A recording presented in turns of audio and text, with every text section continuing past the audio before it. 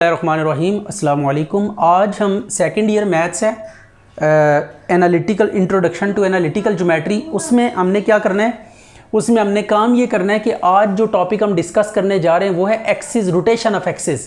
कि एक्सिस को जब हम रोटेट करते हैं तो जो न्यू फ्रेम ऑफ रेफरेंस आपको मिलता है उसके कोऑर्डिनेट्स में और जो प्रीवियस फ्रेम ऑफ रेफरेंस होता है उसके अंदर किसी पॉइंट के जो कोऑर्डिनेट्स हैं, अगर एक फ्रेम में आपको कोऑर्डिनेट्स गिवन है तो उनको दूसरे कोऑर्डिनेट्स में कैसे ट्रांसफॉर्म किया जा सकता है, इसको हम सीखने की कोशिश करते हैं। तो ये सपोज कर लें कोई पॉइंट है इस फ्रेम ऑफ रेफरेंस में, that is small x y coordinate system. ये अब अच्छा जी, तो ये अब आपके पास पॉइंट P है in this x y plane और इसके कोऑर्डिनेट एक्स कोऑर्डिनेट और ये वाई कोऑर्डिनेट्स गिवन है। अब हम इनके साथ पोलर कोऑर्डिनेट्स भी अटैच कर सकते हैं। हम यहाँ से एक लाइन ड्रॉ करते हैं जो P को ज्वाइन करेगी ओरिजिन से और इसकी लेंथ एज्यूम कर लेते हैं R है और इसका एक्स एक्सिस के साथ जो एंगल है वो कितना है, अल्फ़ा है। तो अब यहाँ से परपेंडिकुलर ड्रॉ करें आप P पॉइंट से एक्स एक्सिस के ऊपर, तो ये स्मॉल x आ गया, ये y आ गया। तो आप राइट ट्राइंगल की प्रॉपर्टी लगाएं अगर इन पैरामीटर्स को लेकर, तो x होगा r cos थीटा के इक्वल और y होगा r sin थीटा के इक्वल। तो ये अब आपके पास क्या आ गए पॉइंट एक्स वाई, ये जो पॉइंट था इन दिस कोऑर्डिनेट सिस्टम, इसके कोऑर्डिनेट x और y को हमने दो तरह से क्या किया है, एक्सप्रेस किया है। एक हमने x y जनरल कोऑर्डिनेट के रिस्पेक्ट से और दूसरा r और थीटा, r और अल्फा इंट्रोड्यूस करवा के, ये अल्फा एंगल है तो r sin अल्फा और r cos alpha, x coordinate को r cos अल्फा लिख सकते हैं और y कोऑर्डिनेट को r sin अल्फा हम लिख सकते हैं। अब हमने क्या करना है, एक्सिस को रोटेट कराना है। जब एक्सिस को रोटेट करेंगे तो आपको एक नया कोऑर्डिनेट सिस्टम मिलेगा। उस कोऑर्डिनेट सिस्टम में इसी पॉइंट के कोऑर्डिनेट्स को हम देखेंगे कि किस तरीके से होंगे, ये वही है। अब हमने क्या किया, देखें ओरिजिन को फिक्स रखते हुए ये आपके पास कोऑर्डिनेट सिस्टम है, इसे हमने एक्यूट एंगल पे रोटेट कर दिया। जब हमने रोटेट किया तो अब ये न्यू एक्सिस सिस्टम मिल रहा है, this is the new axis system, इसको हम डॉटेड से डिनोट करते हैं। ये आपके पास एक न्यू कोऑर्डिनेट सिस्टम मिल जाएगा आफ्टर रोटेशन। हमारे पास जो प्रीवियस कोऑर्डिनेट सिस्टम था उसके ओरिजिन को फिक्स रखते हुए हमने क्या किया, एक्सिस को रोटेट किया थ्रू सर्टन एंगल थीटा।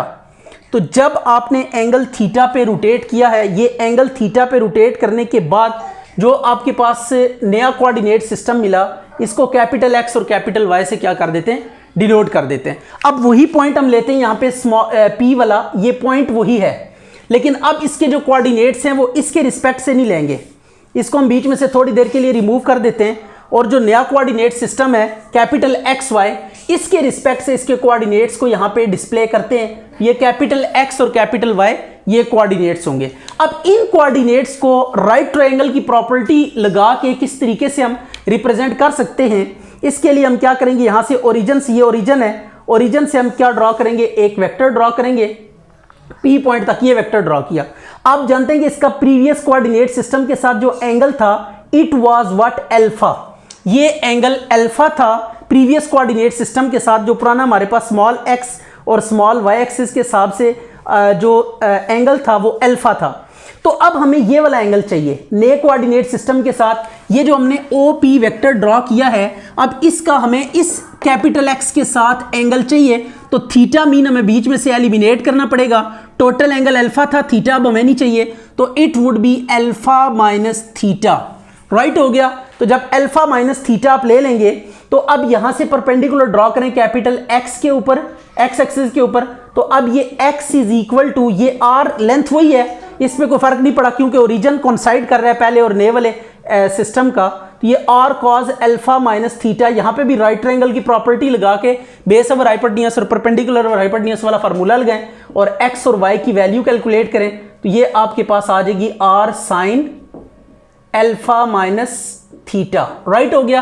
तो ये कैपिटल X और कैपिटल Y के न्यू कोऑर्डिनेट सिस्टम के रिस्पेक्ट से देखें, जो नए X एक्सिस के साथ एंगल हमेशा X एक्सिस के साथ आपने लेना है। तो अब इस पॉइंट वाले वेक्टर का ये जो पोजीशन वेक्टर है OP, इसका जो कैपिटल X के साथ एंगल बन रहा है वो हमें थीटा बीच में से क्या करना पड़ा, रिमूव करना पड़ा, मतलब माइनस करना पड़ा।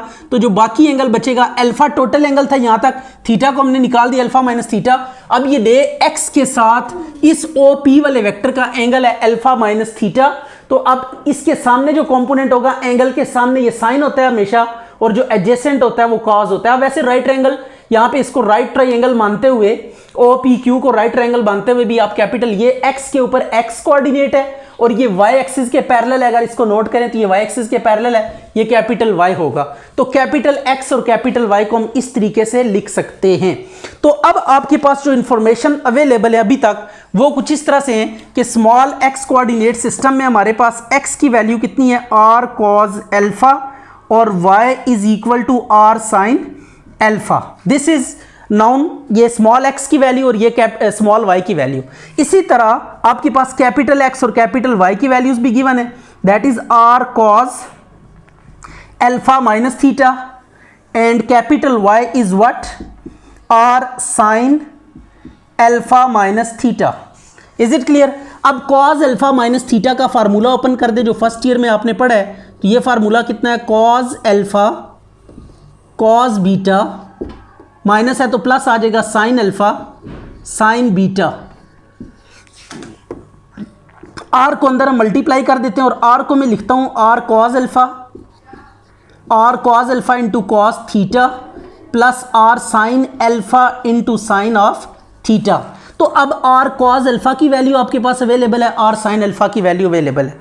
Are cos alpha is what, x, तो इसके नीचे हम स्मॉल एक्स प्लेस कर देंगे, और ये आर साइन एल्फा की वैल्यू कितनी है, वाई, तो इसके नीचे हमने वाई लिख देना है। तो ये आपके पास कैपिटल एक्स कोऑर्डिनेट आ गई। एक्स के लिए हमारे पास ट्रांसफॉर्मेशन आ गई है कि अगर स्मॉल एक्स वाई कोऑर्डिनेट्स और थीटा गिवन है आपको कि कितने एंगल पे आपने एक्सिस को रोटेट किया है, तो आप कैपिटल एक्स की वैल्यू डिटरमिन कर सकते हैं।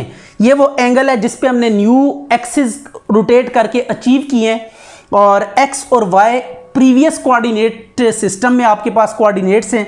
इसी तरह इधर साइन अल्फा माइनस बीटा वाला फार्मूला यूज करेंगे, तो यह है sine alpha cos beta minus cos alpha sine beta. Are को अंदर मल्टीप्लाई करें, R sine alpha cos theta and R cos alpha sine theta. R sine alpha की value कितनी है, Y into cos theta minus R cos alpha की value X into sine theta. तो ये अब आपके पास ट्रांसफॉर्मेशन आ गई है, minus x sine theta plus Y cos theta, this is capital y. तो ये आपके पास ट्रांसफॉर्मेशन हैं जो एक कोऑर्डिनेट सिस्टम से दूसरे कोऑर्डिनेट सिस्टम में आपको ले जाती है। एक कोऑर्डिनेट सिस्टम में अगर आपको किसी पॉइंट के कोऑर्डिनेट्स नाउन है और जिस कोऑर्डिनेट सिस्टम में आपने लेकर जाना है उसकी रोटेशन के बाद एंगल आपको नाउन है, आपको पता है कि कितने एंगल पे आपने रोटेट करके न्यू एक्सिस ऑब्टेन किए हैं, तो आप इन ट्रांसफॉर्मेशन इक्वेशंस को यूज करते हुए अगर small x y coordinates given है, थीटा गिवन है, तो आप कैपिटल एक्स और वाई कैलकुलेट कर सकते हैं। अच्छा, फॉर इनवर्स ट्रांसफॉर्मेशन हम क्या करेंगे, इनवर्स ट्रांसफॉर्मेशन के लिए मीन, अब यहां से कैपिटल एक्स और वाई की वैल्यू इजीली डिटरमिन की जा सकती है। अगर आप क्या करते हैं, कैपिटल एक्स और कैपिटल वाई की वैल्यूज आपको नाउन है, थीटा नाउन है, और स्मॉल एक्स वाई आप फाइंड करना चाहते हैं, तो उसके लिए आप क्या करेंगे, for inverse transformation, inverse transformation के लिए आप क्या करेंगे, इसको भी हम देख लेते हैं। इनवर्स ट्रांसफॉर्मेशन के लिए आपने ये करना है, replace x y by small x y and small x y by capital x y and theta by minus theta. ये अब आपने इन ट्रांसफॉर्मेशन में करनी है। जो कैपिटल है उसको स्मॉल बना दें, जो स्मॉल है उसको कैपिटल बना दें, और थीटा को माइनस थीटा बना दें। तो ये आपके पास एक ट्रांसफॉर्मेशन आ जाएगी।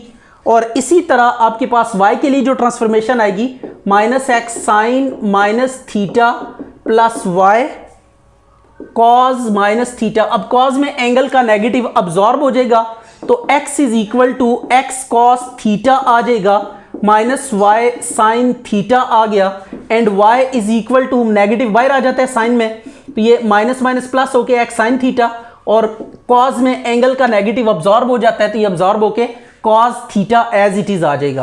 राइट हो गया। तो ये अब आपके पास ट्रांसफॉर्मेशंस आ गई हैं। किस फॉर्म में? ये ट्रांसफॉर्मेशंस हैं कि जब आपको कैपिटल में कोऑर्डिनेट्स गिवन है किसी पॉइंट के, तो आप स्मॉल में कैलकुलेट कर सकते हैं, प्रोवाइडेड के कितने एंगल पे आपने जो एक्सिस हैं उनको रोटेट किया है। अब इनकी ना एक मैट्रिक्स फॉर्म भी हम लिख सकते हैं, ये जैसे x cos theta plus Y sine theta है, और y आपके पास है minus x sine theta plus Y cos theta. तो इसकी मैट्रिक्स नोटेशन कैसे लिखेंगे, एक्स वाई और ये आ जाएगा cos theta sine theta minus sine theta and this one is cos theta and ये इधर लिखेंगे स्मॉल एक्स वाई। तो ये मैट्रिक्स नोटेशन है और इसी तरह इन्वर्स ट्रांसफॉर्मेशन के लिए भी आप मैट्रिक्स नोटेशन यूज कर सकते हैं।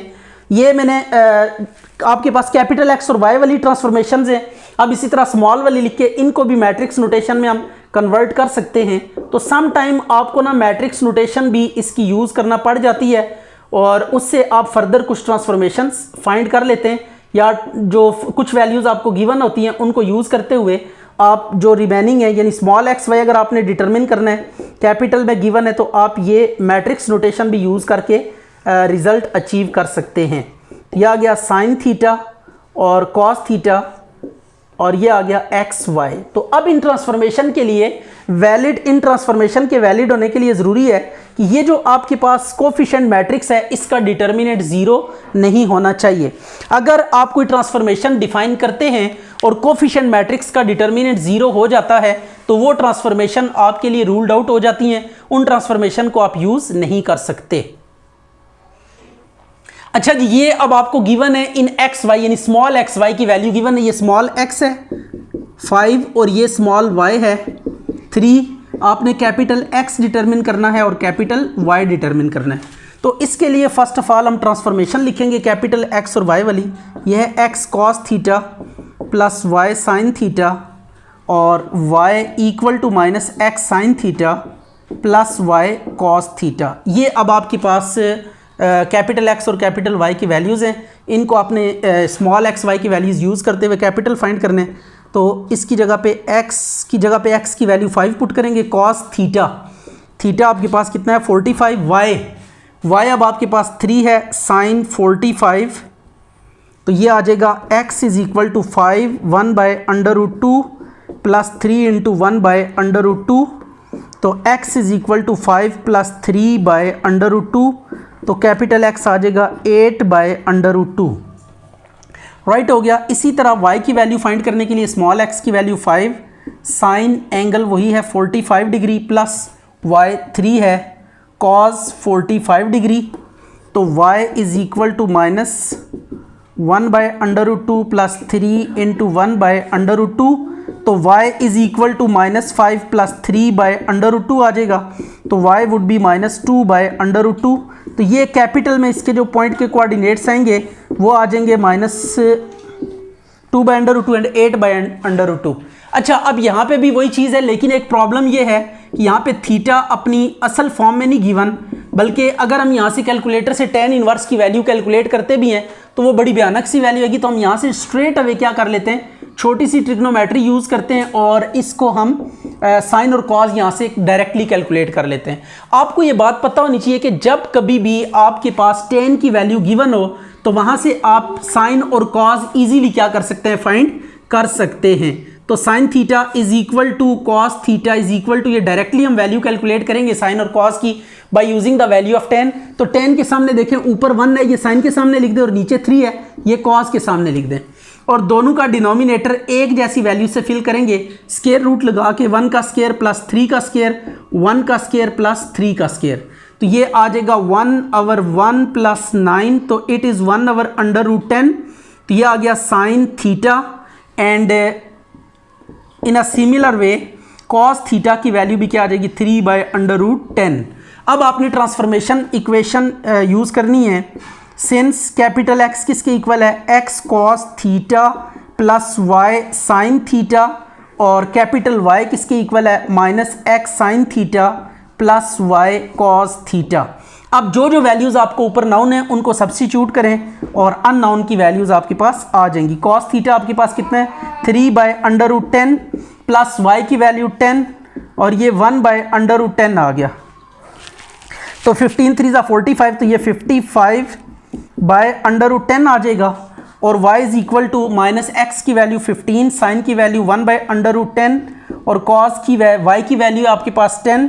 और y 3 बाय अंडर रूट 10, तो this would be y is equal to 15 by under root 10। तो ये आपके पास पॉइंट के कोऑर्डिनेट्स आ गए with respect to new coordinate system, capital x y के साथ एक्स ओ वाई, ये इन एक्स वाई में है, x y coordinate system, right हो गया। तो अब आपने यहाँ पे क्या करना है, यहाँ पे कैपिटल गिवन है, स्मॉल में आपने इनको लेकर जाना है। तो उसके लिए आपने जो प्रोसीजर है वो सीखा हुआ है, स्मॉल एक्स वाई यहाँ पे कैलकुलेट करने हैं हमने। तो अब आपको पता है कि यहाँ पे इन्वर्स ट्रांसफॉर्मेशन यूज़ करेंगे। इन्वर्स ट्रांसफॉर्मेशन क्या है, x cos theta minus Y sine theta और y is equal to x sine theta plus Y cos theta. ये आपने इन्वर्स ट्रांसफॉर्मेशन यूज़ किए हैं। इनका प्रोसीजर बताया था कि अगर एक ट्रांसफॉर्मेशन आपके पास गिवन है तो उनसे आप दूसरी डिटरमिन कर सकते हैं। एक आप याद कर लें, दूसरी का मेथड या स्मॉल को कैपिटल से, कैपिटल को स्मॉल से और थीटा को माइनस थीटा से रिप्लेस कर दें। अब कैपिटल एक्स की वैल्यू 5 कॉस थीटा की वैल्यू 30 डिग्री है और ये आ गया माइनस वाई की वैल्यू 3 और साइन 30 डिग्री। यह आ गया माइनस 5 कॉस की वैल्यू होती है अंडर रूट 3/2 और साइन की वैल्यू होगी 1/2। इसको सिंप्लीफाई कर लें तो यह आ जाएगा -5 अंडर रूट 3 - 3। तो ये स्मॉल एक्स की वैल्यू आ गई। इन अ सिमिलर वे आप स्मॉल वाई की वैल्यू भी कैलकुलेट कर लेंगे, -5 sine 30 degree plus 3 cos 30 degree. तो यह आ जाएगा y is equal to -5 1/2 plus 3 और ये आ गया अंडर रूट 3/2। तो answer would be -5 plus 3 under root 3/2। तो ये पॉइंट आ गया small x y coordinate system में। तो ये थोड़े से भयानक पॉइंट्स हैं but no problem at all, the method is quite simple in x y coordinates. ये स्मॉल एक्स वाई में हमने डिटरमिन किए हैं, कैपिटल में गिवन थे।